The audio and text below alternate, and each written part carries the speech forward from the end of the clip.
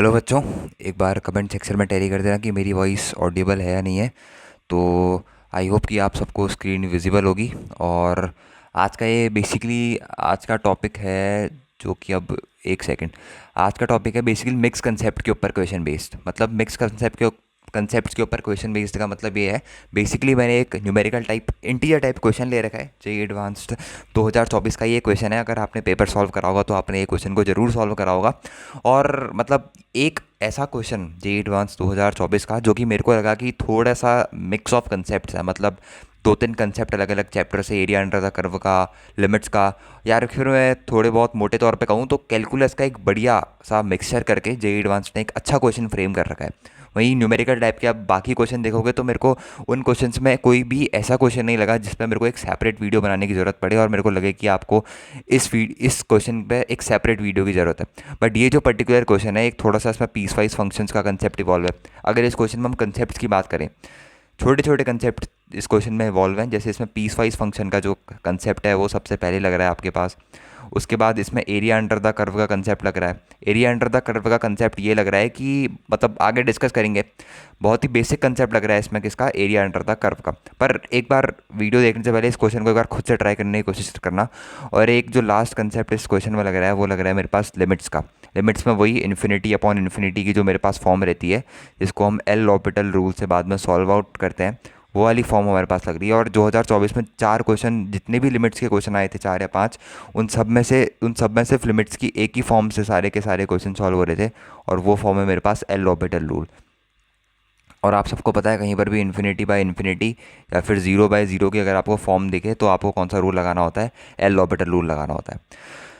अब देखते हैं इस क्वेश्चन में हमसे क्या पूछा गया है। सबसे पहले बोला गया है कि लेट द फंक्शन वन से लेके इन्फिनिटी से लेके आर एक फंक्शन हमें दे रखा है be defined by F T equals to -1। ये फंक्शन बेसिकली हमको एक फंक्शन हमें डिफाइन कर रखा है एफ टी।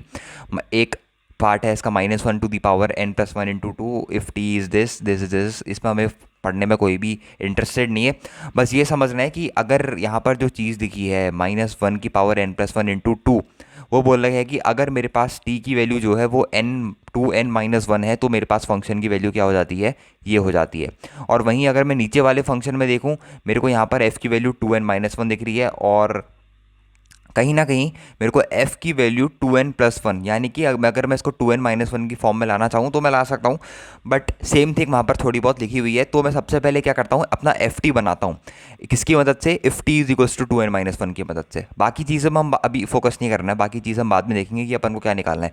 क्योंकि बाकी चीज़ निकालने के लिए हमें ft की वैल्यू पता होनी चाहिए कि ft हमारे पास क्या है, उस चीज़ की वैल्यू हमें पता होनी चाहिए। क्योंकि जब तक हमें ft की वैल्यू पता नहीं होगी तब तक हम आगे क्वेश्चन को सॉल्व नहीं कर सकते। तो जब हम ft इक्वल्स टू लिखते हैं, बहुत ध्यान से देखना है यहाँ पर, जब हम लिखेंगे ft इज इक्वल्स टू, तो ft इज इक्वल्स टू पहले तो डायरेक्टली सारी की सारी चीज़ें वैसे लिख देंगे 2n+1 minus of T upon में मेरे पास कितना है 2 इंटू एफ ऑफ 2n-1। ये जो चीज़ देखी है मेरे पास एफ ऑफ टी, यहाँ पर मैं टी की जगह अब डाल रहा हूँ 2n-1, एफ ऑफ 2n-1, इसकी वैल्यू मेरे पास किसके बराबर आ रही है, -1 की पावर n+1 इंटू 2 के बराबर। अब इसी चीज़ को मैं यहाँ पर सब्सटीट्यूट कर रहा हूँ, किसको, -1 to the power n+1 into 2 वाली चीज़ को यहाँ पर सब्सटीट्यूट कर रहा हूँ। ये मेरा एक ब्रैकेट कंप्लीट हो गया। प्लस सेकंड ब्रैकेट में मेरे पास जो चीज़ लिखी है अंदर वो लिखी है मेरे पास t माइनस, यहाँ पर लिखा है मेरे पास 2n-1 अपॉन 2। अब यहाँ पर जो चीज़ लिखी है f ऑफ 2n+1, इसे बहुत ध्यान से देखना, इसके बारे में थोड़ा सा डिस्कस करते हैं। f के अंदर अभी हमारे पास क्या था, ft था। अब हमारे को t की जगह कितना दे रखा है, हमको t की जगह दे रखा है ट्वाइस ऑफ n+1। क्या मैं इस ट्वाइस ऑफ n+1 को ऐसा लिख सकता हूँ 2 टाइम्स ऑफ n+1 माइनस का 1। अगर मैं ट्वाइस ऑफ n+1 को ऐसे लिखूँ, twice 2 times of n+1 minus का 1, तो क्या इसमें कोई दिक्कत होगी। और ये जो n+1 है इसको मैं n बोल दूँ तो ये बन जाएगा 2n-1।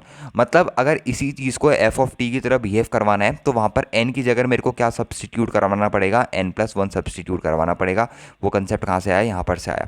मतलब अगर मैं इसकी जगह यही चीज़ लिखना चाहता हूँ, जो चीज़ मेरे पास यहाँ पर लिखी है, अगर मैं यही चीज़ इसकी जगह लिखना चाहता हूँ तो मेरे को बस इतना सा काम करना है, कितना सा, बस n जहाँ पर है -1 की raise to the power n जो है, यहाँ पर जो चीज़ मेरे पास लिखी है -1 की पावर n की जगह मेरे को n+1 रखना है और +1 मेरे पास पहले से ही था और इंटू 2 मेरे पास एक्स्ट्रा एड ऑन हो जाएगा।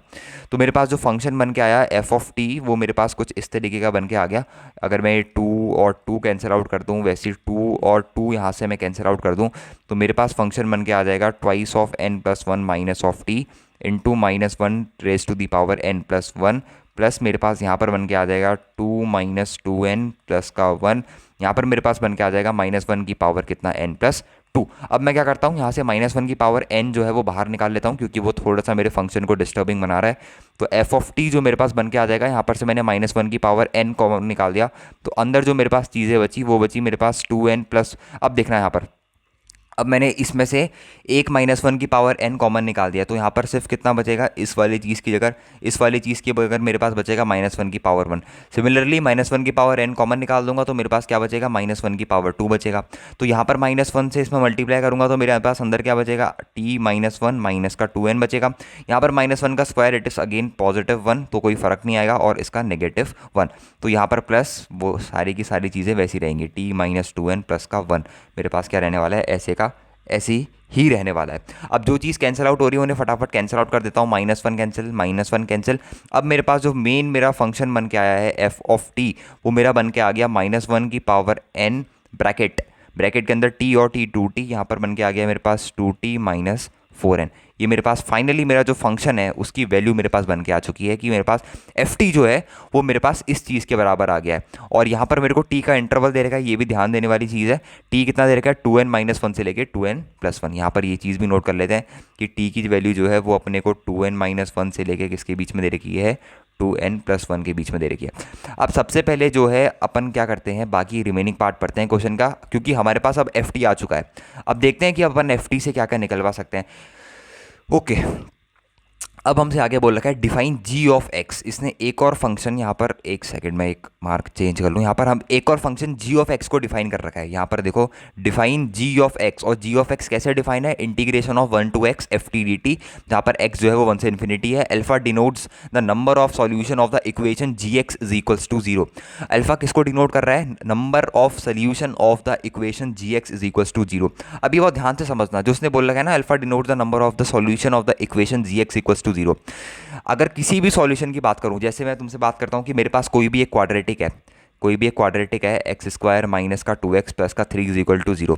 अब इसके मेरे पास दो सोल्यूशन होते हैं, एक अल्फा और एक बीटा। कैसे होते हैं मेरे पास इसके दो सोल्यूशन, ये सब आपको बेसिक वाली चीज़ें बताऊंगी। इसलिए होते हैं क्योंकि ये चीज़ मेरे को एक्स एक्सिस में दो बार कट कर रही है, एक पॉइंट अल्फा और एक पॉइंट बीटा। तो ये जो भी पॉलिनोमियल है मेरे पास f(x) = 0, ये जितनी बार एक्स एक्सिस को कट करेगी उतने इसके सोल्यूशंस होंगे। ये चीज़ सबको पता है। वही कंसेप्ट मेरे को यहाँ पर लगाना है। gx = 0 का मतलब ये है कि gx वाली जो चीज़ है, जो मेरे पास gx गिवन है, मेरे को gx किसके बराबर गिवन है, gx बच्चों मेरे को गिवन है 1 से लेके x integration F T D T. अगर मेरे को gx = 0 के सोल्यूशन निकालने हैं तो बेसिकली बात यह है कि मेरे को इस वाली चीज़ का ग्राफ प्लॉट करना पड़ेगा एफ टी डी टी, और मेरे को ये देखना होगा कि कितने पॉइंट्स पे, ऐसे कितने नंबर ऑफ पॉइंट्स हैं, जितनी बार वो एक्स एक्सिस को कट कर रहा है उतने मेरे क्या होंगे, उसके नंबर ऑफ सोल्यूशंस होंगे। अब सबसे पहली बात इंपॉर्टेंट ये है, दूसरी ये जो इंटरवल दे रखा है आपको, किस इंटरवल में, 1 से लेके 8 इंटरवल तक आपको बात करनी है। अब सबसे पहले अपन क्या करते हैं, एफ टी वाला जो फंक्शन है मेरा उसको खोलते हैं। यहाँ पर सबसे पहले अपन एफ टी की वैल्यू लिखते हैं कि एफ टी जो आया निकल के अपने पास, वो हमारे पास आया -1 raise to the power n, और bracketed it is 2t minus का 4n बेसिक। और यहाँ पर जो इंपॉर्टेंट चीज़ है वो ये है 2n - 1 से t से लेके यहाँ पर आ जाएगा मेरे पास 2n + 1। और ये हमेशा याद रखना, हमेशा ध्यान रखना, अब जो हमारे पास लिमिट है, क्योंकि हम gx निकालने वाले हैं, और जो gx हमको दे रखा है वो 1 से लेके 8 और 8 पे इंक्लूडेड है। अपन को gx किससे के बीच में दे रखा है, 1 से लेके 8। अब अपन एफ टी की कैलकुलेशन करते हैं कि एफ टी अपन आप कैसे निकालेंगे। तो यहाँ पर एक पीस वाइज फंक्शन है तो उसको पीस वाइज डिफाइन करते हैं। सबसे पहले अपन n को 1 रखते हैं। अगर अपन ने n को 1 रखा तो माइनस एक बाहर से क्रिएट हो जाएगा, माइनस का मल्टीप्लाई अंदर करोगे तो अंदर वाली जो चीज़ बचेगी वो मेरे पास बचेगी 4 माइनस का 2t। अब सिमिलरली n को वहाँ पर भी रख दो तो t का इंटरवल कितना आ गया आपके पास, 1 से लेके कितना आ गया, 3 तक आ गया, 1 से लेके 3 तक। अब n को 2 रखना तो पॉजिटिव ही रहेगा, तो 2t माइनस मेरे पास यहाँ पर कितना बन जाएगा, 8 बन जाएगा। ये चीज़ सबको समझ में आ रही होगी आई गेस, 2t - 8 यहाँ पर। और यहाँ पर n को वो रखोगे 2 रखोगे तो 3 से लेके मेरे पास 5 में आ जाएगा, ऑड में ही चलेगा। ठीक है, अब n को 3 रखेंगे तो -1 अगेन, 3 4 जा 12 बन जाएगा मेरे पास। तो नेगेटिव 15 मल्टीप्लाई होगा तो यहाँ पर बन जाएगा मेरे पास 12 - 2 टाइम्स ऑफ t, और यहाँ पर एक्स का टी का इंटरवल हो जाएगा 5 से लेके किसके बीच में, मेरे पास 7 के बीच में। अब लास्ट जब आप पुट करोगे तो मेरे पास बन जाएगा 16 माइनस नहीं 2t माइनस 16। जब n को 4 पुट करोगे तो 2t माइनस का 16 और इंटरवल बन जाएगा मेरे पास, इंटरवल बनेगा यहाँ पर बेसिकली 7 से लेके 9। अब चूंकि हमें 9 तक पूछा नहीं गया है तो हम 9 को हटा के यहाँ पर कितना रख सकते हैं, 8 रख सकते हैं। अब 9 की जगह 8 कैसे रखा, क्यों रखा, इसीलिए रखा बच्चे क्योंकि हमसे पूछा गया था जी की वैल्यू किस इंटरवल में, 1 से लेके 8 के बीच में पूछी गई थी और हम 8 को 8 से बाहर जा नहीं सकते, तो अपन ने क्या करा, एक तरीके से बेसिकली इसको एक्सक्लूड कर दिया 7 से लेके 8 तक। अब जो भी हम एफ टी का ग्राफ बनाएंगे वो किसके बीच में बनाएंगे, 1 से लेके 8 के बीच में इसका ग्राफ हम क्या कर रहे होंगे, प्लॉट कर रहे होंगे। ठीक है, अब हम ग्राफ किसका प्लॉट करते हैं, एफ टी का, क्योंकि एक बार एफ टी का ग्राफ प्लॉट हो गया, क्योंकि और जी एक्स और एफ टी के बीच में तो हमें रिलेशन पता ही है ना। अब इसका ग्राफ हमें प्लॉट करना है, बस अब ये देख लो कि किस किस पॉइंट्स पे इसका ग्राफ प्लॉट करना है। एक 1 पे करना है, एक 3 पे करना है, एक 5 पे करना है और एक 7 पे करना है। एक्सट्रीमम पे पॉइंट्स पे इसका ग्राफ प्लॉट करेंगे तो 4 पॉइंट अपन यहाँ पर मार्क कर देते हैं। एक पॉइंट है मेरे पास 1, एक पॉइंट है मेरे पास 3, एक पॉइंट है मेरे पास 5, एक पॉइंट है मेरे पास 7। अगर करना है तो 8th पॉइंट पे भी आप क्या कर सकते हैं, इसका ग्राफ प्लॉट कर सकते हैं। अब जब मैं फंक्शन में 1 डालता हूँ, जैसे ही मैंने फंक्शन में 1 डाला, टी की जगह मैंने जब 1 डाला तो मेरे को आउटपुट में मिलता है एफ टी इक्वल्स टू 2। जब मैंने टी की जगह 1 डाला तो मेरे को आउटपुट में मिलता है एफ टी इक्वल्स टू कितना, 2। अब जब मैं टी की जगह 2 डालता हूँ, यहाँ पर देखो, जब 3, जब मैंने टी की जगह 3 डाला तो मेरे को 3 आउटपुट में मिला -2। जब मैंने 3 डाला तो मेरे को आउटपुट में कितना मिला, -2 मिला। फिर जब मैंने टी की जगह 5 डाला, यहाँ पर ऊपर वाले फंक्शन में टी की जगह 5 डाल के देखो तो मेरे को मिलेगा +2। तो +2 मेरे पास कहाँ पर आ जाएगा, +2 अगेन यहाँ पर कहीं पर। फिर 7 डालूंगा, 7 किसी में भी डालो, इसमें भी डाल सकते हो, उसमें भी डाल सकते हो। 7 डालोगे तो आपको कितनी मिल जाएगी, अगेन -2 मिल जाएगा। 7 डालोगे तो आपको फिर से कितना मिल, 1 मिनट, 7 डालोगे तो कितना मिल जाएगा आपको, -2। और 8 डालोगे यहाँ पर, अब लास्ट वाले फंक्शन में 8 डालो, यहाँ पर आपको 16 माइनस 16 दैट विल 0। मतलब लास्ट में मेरे पास जो फंक्शन है वो यहीं पर मेरे पास निकल के आ चुका है। ठीक है, अब कुछ नहीं करना है, बस आपको इस चीज़ का ग्राफ प्लॉट कर देना है। बस आपको अब क्या करना है, इन पॉइंट्स को मैचअप करना है। बिल्कुल ही स्ट्रेट लाइन कर्व आपके पास यहाँ पर प्लॉट हो रहा होगा। ये देखो 2 स्ट्रेट लाइन, ये मेरे पास तीसरी स्ट्रेट लाइन। बहुत ही इजी क्वेश्चन है, बस आपको थोड़ा सा अगर आप ग्राफिकल जाते हैं इस क्वेश्चन में तो आई होप कि ये क्वेश्चन आपसे चुटकियों में सॉल्व हो जाता। ये मेरे पास बन गया इसका बेसिक सा ग्राफ, बिल्कुल ही बेसिक फंडामेंटल। अगर आप स्ट्रेट लाइन का भी कंसेप्ट लगाओगे तब भी आपके पास ये ग्राफ इजीली क्या होगा, बन के आ जाएगा। ठीक है, अब सबसे पहली चीज़ जो मेरे से पूछी गई थी, एक सेकंड ऊपर चले जाते हैं सब। G x is equals to 0, g x मेरे पास 0 कहाँ पर हो रहा है, इन द इंटरवल 1 से लेके 8, इन द इंटरवल 1 से लेके 8। अब बहुत ध्यान से सुनना मेरी बात को, जी एक्स मेरे पास क्या है, मेरे पास जी एक्स क्या है बच्चे, ये बताओ। सर मेरे पास जी एक्स है, आप सब बोलोगे जी एक्स की वैल्यू है मेरे पास 1 से लेके x, इंटीग्रेशन यहाँ पर लिखेंगे एफ टी डी टी। अब कोई भी आपको कैलकुलेटिव करने की ज़रूरत नहीं है, मैं बताता हूँ क्यों कैलकुलेटिव करने की आपको ज़रूरत नहीं है। कैलकुलेटिव इसलिए करने की जरूरत नहीं है, जी एक्स बेसिकली आपके पास एक एरिया अंडर द कर्व है। डेफिनेट इंटीग्रेशन आपको क्या देता है, एरिया अंडर द कर्व देता है। अगर एरिया अंडर द कर्व को 0 होना है, अगर मान लो यहाँ पर एरिया अंडर द कर्व 0 कब होगा, मैं बताता हूँ आपको 0 कब होगा। ये वाला एरिया और ये वाला एरिया, अगर मैं इन दोनों एरिया को कंबाइन करूँ, क्योंकि यहाँ से लेके यहाँ तक की डिस्टेंस की बात करूँ तो this distance is same as this distance. ये डिस्टेंस भी मेरे पास यहाँ से लेके यहाँ तक की कितनी है, 2 यूनिट है, तो इनमें तो कोई फ़र्क है नहीं। तो अब ये वाला एरिया अगर मैं इन दोनों एरिया को कंबाइन करूँ, ये अगर मैं इसको बोल दूँ A1 और इस एरिया को बोल दूँ A2, तो A1 और A2 को एरिया को कंबाइन करूँगा तो मेरे को क्या मिल जाएगा, 0 मिल जाएगा। मतलब अगर मैं g x is equals to कुछ इस तरीके से लिखूँ, g x is equals to integration 1 से लेके 3 एफ टी डी टी, तो मेरे पास ये चीज़ कितनी आ जाएगी, 0 आ जाएगी। तो एक वैल्यू तो मेरे पास x की कितनी आ गई, 3। जब मैं x को 3 डालूंगा तो ये इंटरवल 0 आने वाला है। सेम आपको ये स्टेप यहाँ पर भी करना है। जब आप 3 वाला एरिया और 5 के बीच का एरिया कैलकुलेट करोगे तो वही चीज़ आपके पास यहाँ पर भी होने वाली है। तो जब आप इंटीग्रेशन जी एक्स का ऐसे लिखोगे, इंटीग्रेशन 3 से लेके यहाँ पर लिखोगे 5 तक, वही चीज़ अंदर लिखोगे एफ टी डी टी, तो एक x इक्वल्स टू 5 आपका एक और पॉइंट हो गया जहाँ पर आपका ये इंटीग्रेशन 0 हो जाएगा। सिमिलरली 5 से लेके जब आप इसको 7 तक इंटीग्रेट करोगे तो वही पॉइंट 7, एक और ऐसा पॉइंट आ गया x इक्वल्स टू 7 जहाँ पर आपका क्या होने वाला है, जी एक्स इज इक्वल्स टू 0 होने वाला है। तो अगर मैं अल्फ़ा कौन से पॉइंट है जहाँ पर मेरे पास जी एक्स क्या हो रहा है 0, तो ऐसे मेरे पास कौन कौन से पॉइंट आ गए, 1.3, एक पॉइंट आ गया 5 और एक पॉइंट कितना निकल गया, आ गया 7। तो ऐसे 3 पॉइंट है जहाँ पर जी एक्स मेरे पास क्या हो रहा है बच्चे, 0 हो रहा है। तो एक पार्ट तो मेरा हो गया, एक पार्ट मेरे को अल्फ़ा की वैल्यू पता लग गई। अब सेकंड पार्ट में चलते हैं। दूसरे पार्ट ने मेरे से पूछा है beta is equals to limit extending to 1 positive G X upon X minus 1। दूसरे पार्ट ने मेरे से बहुत ही बेसिक सा क्वेश्चन पूछा है बीटा इज इक्वल्स टू, इस पार्ट को भी देखते हैं।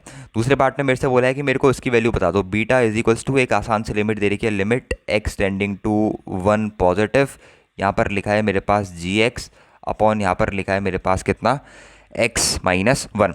तो सबसे पहले इसको 1 पुट करके देखते हैं। 1 पुट करने में क्या आ रहा है मेरे पास, जी ऑफ 1 जो बन जाएगा मेरे पास 1 माइनस 1। तो जी ऑफ 1 मेरे पास क्या है, आप सबको पता है कि मेरे पास जी ऑफ एक्स कितना है, 1 से लेके x integral F T D T. अब 1 से लेके 1 इंटीग्रेट करोगे तो भैया 0 ही तो आएगा, इंटीग्रेशन 1 से लेके 1 एफ टी डी टी। तो ये चीज़ मेरे पास 0, तो G1 0 आ गया, ये चीज़ 0 आ गई, मतलब ये फॉर्म बन गई 0/0। अब आपको लगा देना है इस पर एल लॉपिटल रूल, तो ये बन जाएगा मेरे पास जी डैश ऑफ एक्स अपॉन 1, यानी कि बीटा की वैल्यू एक तरीके से मेरे पास किसके बराबर आ गई, जी डैश ऑफ एक्स के बराबर। अब जी डैश ऑफ एक्स आपको लिबनीज लगा के निकाल लेना है। तो जी एक्स इज इक्वल्स टू मेरे पास पड़ा है 1 से लेके x integral F T D T. तो एक बार आप इसको लिमिट लिबनीज लगा के डिफ्रेंशिएट करोगे 1 से लेके एक्स, तो ये मेरे पास कितना बन के आ जाएगा, ये मेरे पास बन के आ जाएगा एफ एक्स। तो यही चीज़ आपको यहाँ पर रख देनी है और आप 1 डालोगे क्योंकि लिमिट 1 प्लस में है, तो 1 डालोगे तो जी डैश ऑफ 1 जो है मेरे पास वो मेरे पास बनाकर बराबर आ जाएगा एफ ऑफ 1 के। तो एक बार ये आ गया तो एफ ऑफ 1 आपके पास निकालना है। तो एफ ऑफ 1 निकालने के लिए आप चले जाओ सबसे ऊपर, यहाँ पे कहाँ पे, यहाँ पे चले जाओ एफ ऑफ 1 निकालने के लिए। तो यहाँ से अगर आप एफ ऑफ 1 निकालोगे तो एफ ऑफ 1 मेरे पास निकल के आ जाएगा 4 माइनस 2, दैट इज़ बीटा की वैल्यू मेरे पास 2। तो यहाँ पर से मेरे पास अल्फा प्लस बीटा की जो वैल्यू है वो मेरे पास आ जाएगी 5। तो ये था इस क्वेश्चन का बेसिक सा सोल्यूशन। ये क्वेश्चन मेरे को इसीलिए सही लगा क्योंकि इसमें थोड़ा सा अच्छा कंसेप्ट लग रहा था एरिया अंडर द कर्व का। सबसे पहले आपको इसमें ये जो फंक्शन दिया था आपको इसको मैनिपुलेट करना था, किस तरीके से आप इसको मैनिपुलेट करते हैं। कभी भी जे एडवांस में किसी भी तरीके का फंक्शन आपको गिवन होना तो सबसे पहले उसको देख के डरना नहीं है। सबसे पहले एक कोशिश करनी है कि आप फंक्शन को कितना छोटा बना सकते हो। जैसे हमने F2 यहाँ पर बहुत छोटा बना लिया था, उसके बाद F2 एक पीस वाइज फंक्शन था जिसको हमने पीसेस में डिफाइन कर दिया एज इट इज। उसके बाद जो थे वो सारे स्टेप्स बेसिक थे। बस एक अच्छा स्टेप जो मैं कहूँगा वो यहाँ पर ये सोचने वाली बात थी, यहाँ पर आपको पूरी इंटीग्रेशन नहीं करनी है, रादर बस ये कंसेप्ट लगाना है कि अगर एरिया कब जीरो होता है, मतलब एरिया अंडर द कर्व कब जीरो होगा, जब एक्स एक्सिस के ऊपर का एरिया और एक्स एक्सिस के नीचे का एरिया इक्वल हो जाएगा। तो एरिया अंडर द कर्व मेरे पास क्या हो जाएगा, नेट एरिया। वैसे एरिया अंडर द कर्व कभी भी जीरो नहीं आता, वैसे नेट एरिया मेरे पास क्या हो जाएगा, एक तरीके से जीरो हो जाएगा। ठीक है, तो ये चीज़ आपको बस सोचनी थी, या फिर जहाँ पर एक्स एक्सिस को कट करता है वो चीज़ भी आप सोच सकते हो। और एक्स एक्सिस को कट कहाँ पर कर रहा है, एक ये 2 पॉइंट पे और एक ये 4 पॉइंट पे और एक ये इस पॉइंट पे। ठीक है, तो ये चीज़ आपको सोचनी थी, बाकी अपने पास तो सब बेसिक ही है, बाकी देखते रहना। ये क्वेश्चन एक मात्र ऐसा क्वेश्चन है जो इंटीजर टाइप या फिर पूरे पेपर 2 में एक ढंग का क्वेश्चन पूछा गया था। ठीक है, बाकी आपको लगता है कि और भी कई क्वेश्चन हैं जो आपसे नहीं सॉल्व हो रहे, तो आप मेरे से बोल सकते हैं कि ये क्वेश्चन सॉल्व नहीं हो रहे। तो आज की वीडियो में इतना ही रखते हैं, मिलते हैं नेक्स्ट वीडियो में। Okay bye.